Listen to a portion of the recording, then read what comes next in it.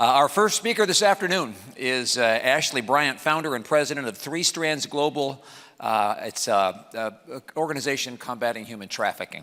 I've been married for 45 years, and it didn't take me very long to figure out that my wife's just a better person than I am. That is also true in Ashley's house. Ray will be back up here in just a little bit. You heard from him earlier, but he and I both have that in common, trust me. Ashley's the author of the first of its kind human trafficking prevention education bill that became a law here in California in 2018. She brings the educational background and the passion and the faith, really, that's necessary to impact the world in a very real way when it comes to ending human trafficking. So if you would, please welcome Ashlie Bryant.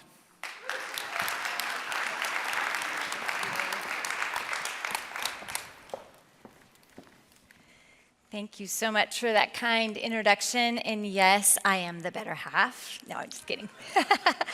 It is always a privilege to be here at Jessup. I feel like it's home when I get to come here. I get to share sometimes in Ray's classes what we do at Three Strands Global Foundation. And so today I'm honored to get to spend some time with you and share a little bit about our story and who we are for those of you who don't know who we are, and then how we have implemented AI solutions across the agency to impact for good.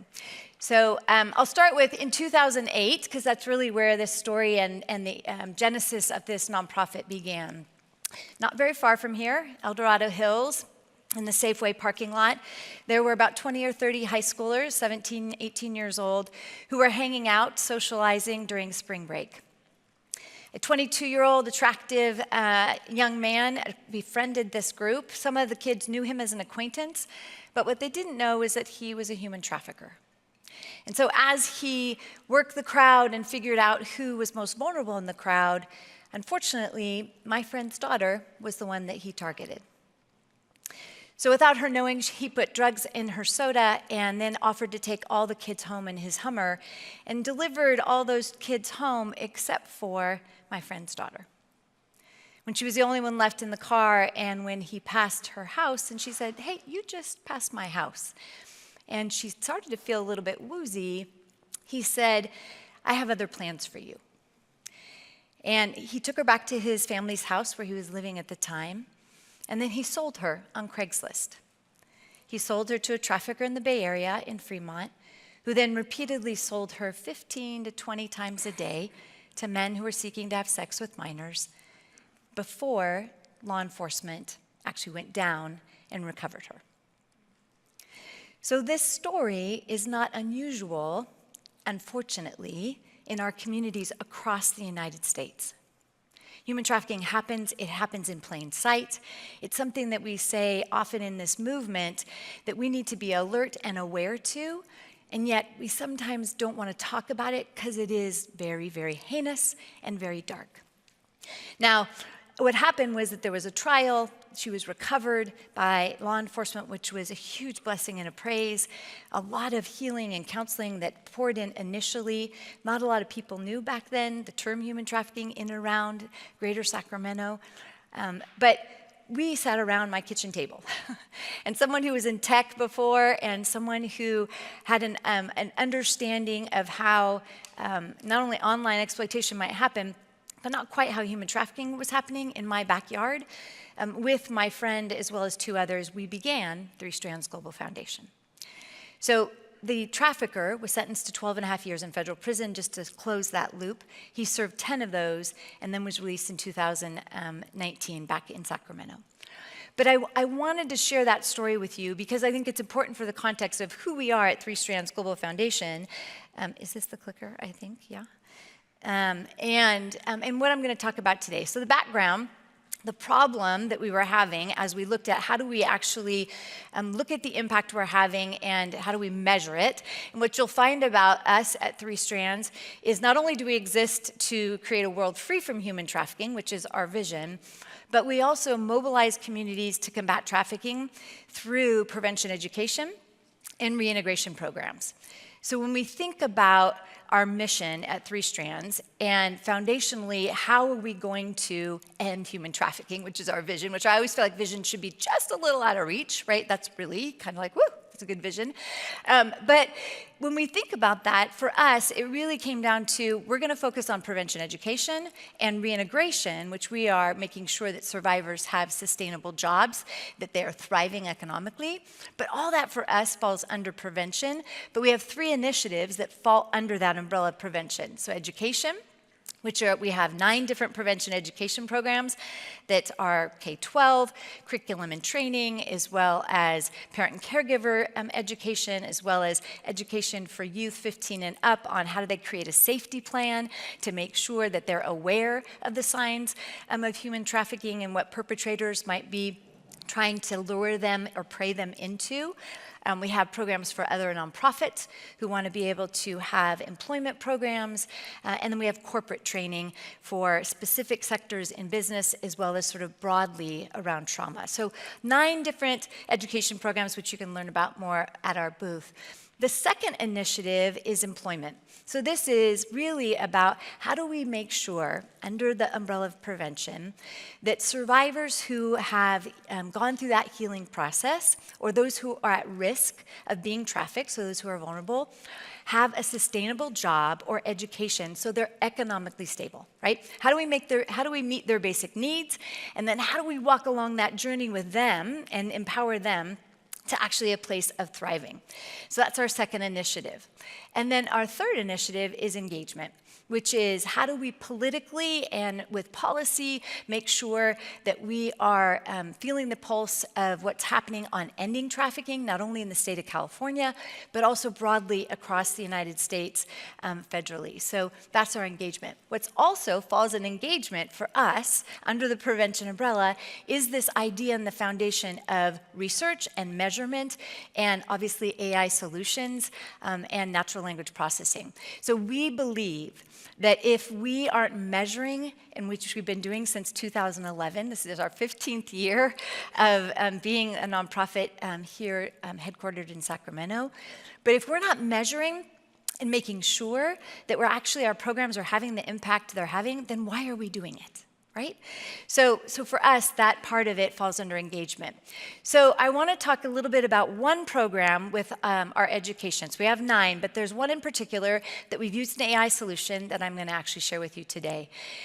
Back in 2011, when my friend's daughter and I was taking her to work, and she said to me one morning, she said, you know, Ashlie, if I had understood what that trafficker was doing in that parking lot by asking me all the questions he was asking to figure out my vulnerability, I probably would never have gone in the car for him to take me home.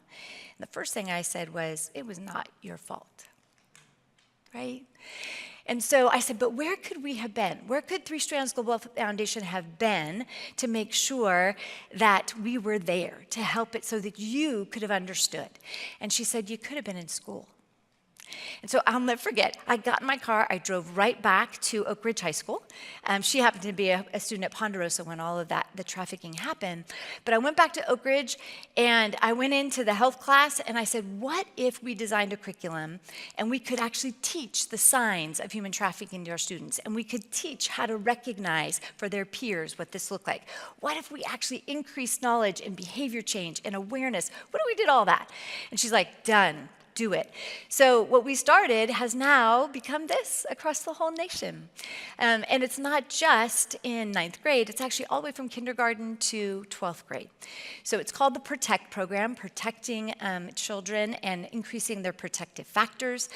But I share this with you because this is where our AI solution comes in that you can imagine as we're measuring, which is foundational to who we are, that we're measuring over and over again, not only quantitative data, but qualitative data, right? And we have, with our qualitative data, this type of qualitative data, a post-training story prompt. Now, this is a short one. After this training, how can you be more trauma-informed when working with youth? And the answer, or the other part of the question, how might you use what you've learned to create a safe environment for youth at your school or increase their protective factors? So we will get stories that are seriously like this long, and this and that and everything in between, with people sharing their experience as teachers, as counselors, as social workers who are teaching the curriculum from kindergarten to 12th grade, as well as they've been trained themselves on how to to recognize and notify, right, and identify.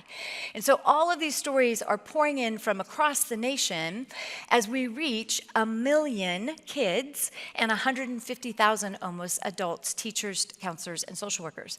So here's the AI piece of what we have. This is our problem. We have 41,000 stories. We have an amazing staff of 43 individuals who are dedicated, passionate, and all in for what we do. And the issue was we had to actually kind of look at this math problem, right? There are 41,000 stories, 4 minutes-ish a story to be able to evaluate. That's 164,000 minutes. So as I'm looking through our dailies as the CEO, I'm thinking, oh my gosh, they're spending an enormous amount of time on reading stories, which is great. However, kind of like Trey said, efficiency and productivity, and we measure things, and our impact is to actually end human trafficking. How do we do that if we're constantly reading stories? Right? So we looked at this math problem, and then we said, okay, so that actually even equals 1.3 work years for us. So it wasn't just about, we wanted to read the stories and they're powerful, but it was taking away from our mission of actually being able to combat trafficking, right?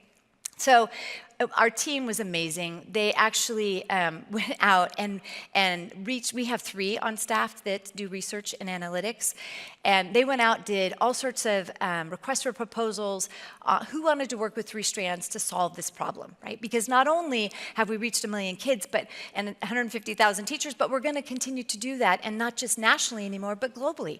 So how do we make sure that this happens? So this amazing company in Germany was the only one of the probably 3 handfuls of people that we reached out to, and they said, we're in, and we'll do it with you, alongside of you.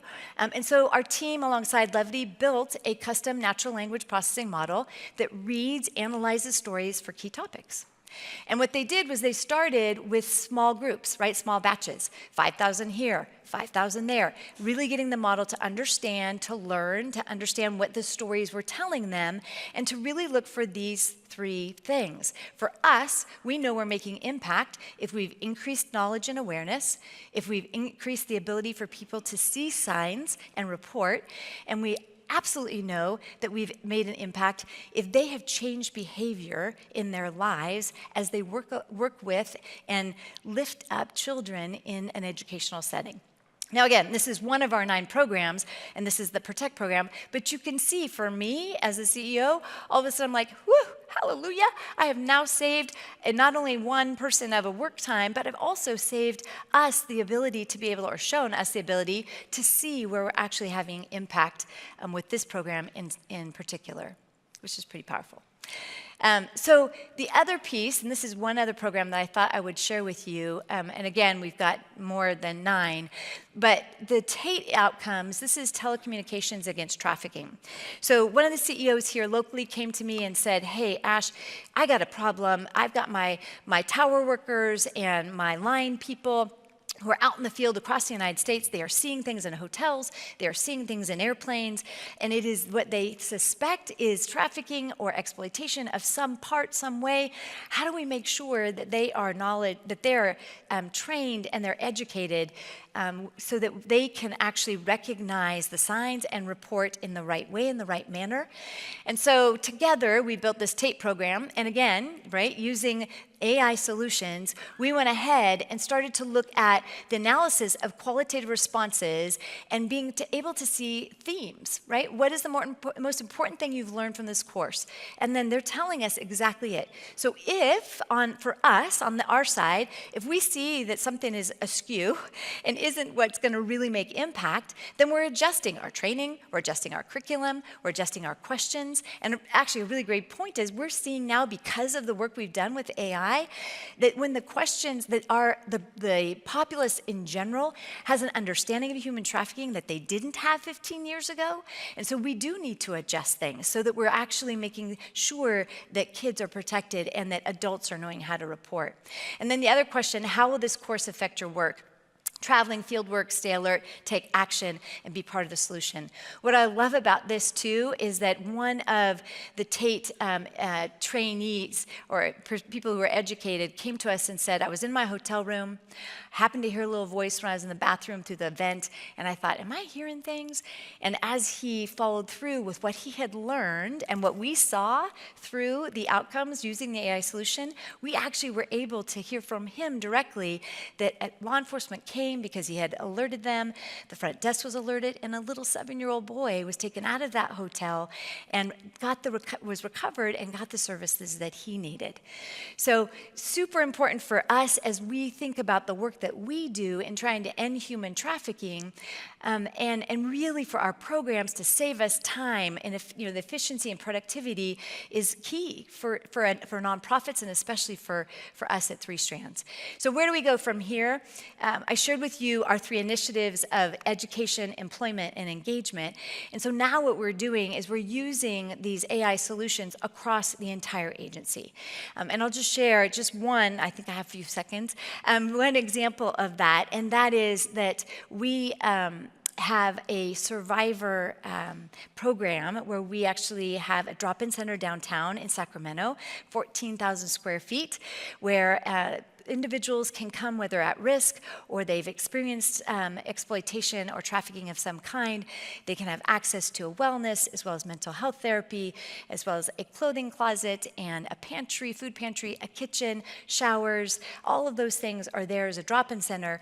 But our Employ Plus Empower program, which is that second initiative of employment, really makes sure that they're economically stable. So we've started to build using AI solutions. How do we measure, right? They're going from crisis to thriving. What does that look like? And so how can we see better, again, just like in the education side, the impact that we're having here in Greater Sacramento with those who have experienced the most heinous of crime or are really vulnerable to trafficking. So for us, this is something that we are leaning in. I know for myself, I happen to just be an entrepreneur. I'm married to an entrepreneur, so that kind of makes it cool. I know people say, what do you do on the weekends? Like, well, we kind of geek out on talking about tech sometimes. But I think for us in the nonprofit side, it's so important not to lose sight of using AI to help us understand how we are making this impact. And what began 15 years ago, and the Lord really speaking in to say, hey, I really believe that this is a space you need to step into. I hadn't done nonprofit work except for volunteering, hadn't managed, but we sure learned a lot in 15 years of being the CEO and juggling that. And we all know as leaders that we need to be really aware and have our fingers on the pulse of those things, those technologies that can help for good. And I believe strongly, and we have used AI for good. So I'm so grateful. If you have any questions for our team, our research team is here to answer any questions today. But thank you so much for listening, and thank you so much for your time and for being here.